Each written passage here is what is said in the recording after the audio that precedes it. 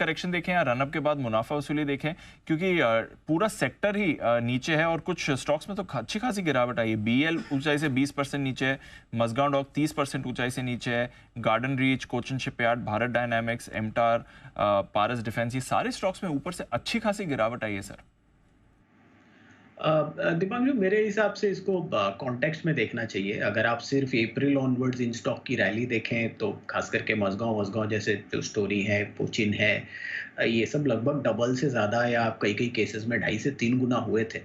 तो हालांकि ऊपर से करेक्शन अगर किसी ने टॉप पे पकड़ा है तो उनको बहुत ज़्यादा पेनफुल लग रहा होगा, बट आप सिर्फ 6 महीने 7 महीने में भी जो रैली आई है, ज़्यादातर स्टॉक्स ने उसको भी पूरी तरीके से रिट्रेस नहीं किया है। तो मुझे नहीं लगता कि बहुत बड़ी करेक्शन है। जिसने टॉप पे लिया है उसको लग रहा है कि हाँ, बहुत बड़ी इरोजन है, क्योंकि वहां से लगभग एवरेज में आप 30 to 35% इरोजन की बात कर रहे हैं, तो किसी के लिए भी वो बड़ा इरोजन है। लेकिन 6 महीने में अपमूव भी वैसी आई थी। और मुझे लगता है जो एक पॉपुलर ट्रेड हो गया था पिछले 2-3 सालों में, हमने लगातार इस ट्रेड को, इस इन्वेस्टमेंट को एंजॉय किया है और बहुत बड़ी री रेटिंग हुई है।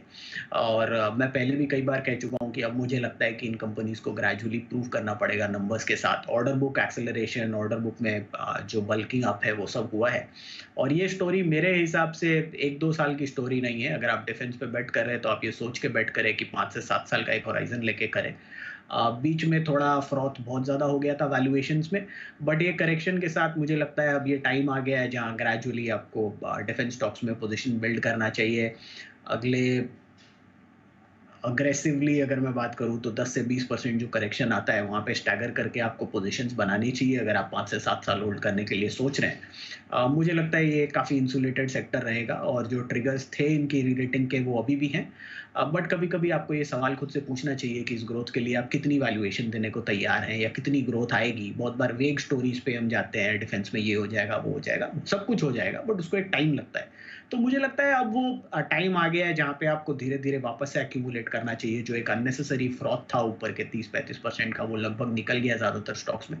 तो स्टैगर करके यहाँ से अगले 10 से 20% की करेक्शन आप मेंटली मान के चलिए और आ सकती है। तो यहाँ से लेके वहाँ तक स्टैगर करके रखिए। एग्जैक्ट बॉटम तो पिक करना थोड़ा मुश्किल है, बट मुझे लगता है अगर आप लॉन्ग टर्म इन्वेस्टर हैं तो आपको इसको यूज़ करना चाहिए। ऑफ हैंड मुझे लगता है बीईएमएल पे मैं 4000 के आसपास के टारगेट लेके चल रहा था 1-1.5 साल में, तो वहाँ भी अब यहाँ से आपको कितना 3500 के आसपास 10-15% जैसी अपसाइड है। तो एक स्टॉक अगर आपको देखना हो तो आप वो देखें, बट मुझे लगता है across BEL, BDL, HAL, garden reach, Mazagon, Cochin, ये सब बहुत बढ़िया स्टोरीज हैं जो अगले 4-5 साल के लिए बहुत फंटास्टिक बेट्स होनी चाहिए। तो इसको स्टैगर करिए, अगले 10 से 20% जो भी करेक्शन आती है वहाँ पे एक्यूमुलेट करके उसको टाइम दीजिए। मेरे हिसाब से ये बहुत डिसेंट इन्वेस्टमेंट्स होनी चाहिए।